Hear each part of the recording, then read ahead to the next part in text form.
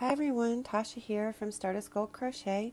This is part 2 of the knit waistcoat stitch for crochet, and I'm showing you how to do color changes now.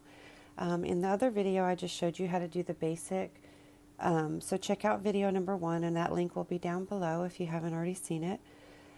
So here I've already done a few rows of the knit stitch, aka waistcoat stitch. And right now I'm going to add pink into the mix and show you guys how to do color changes without twisting up the yarn, so make it a lot easier. So here I've joined and I'm going to chain 1 and then I'm going to work 2 knit stitches into the first 2.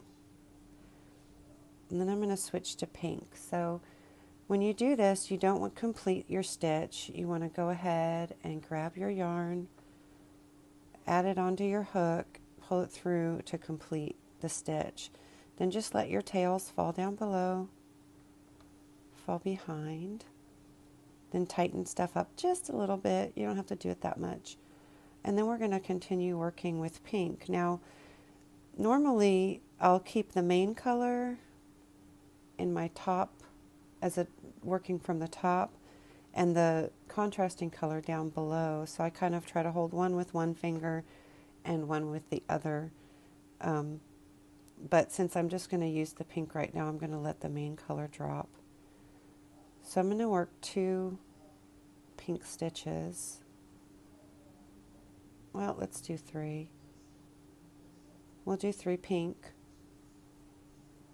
And then we're going to stop there before we finish the last stitch and bring back up the main color and then complete your stitch with the main color.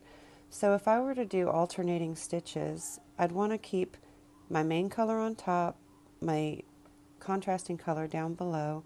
So here I'll show you how to do alternating colors, one right after the other.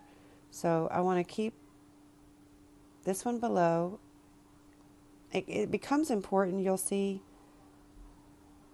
the way you work them, because if you were to just twist them around or let one fall, your yarn ends up becoming twisted.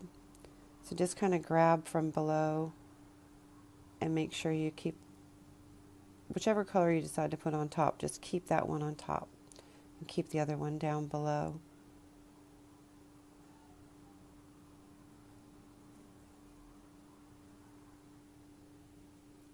And so this is how to alternate colors without twisting up your yarn.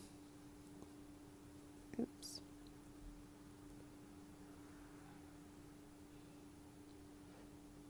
Okay, so there you go.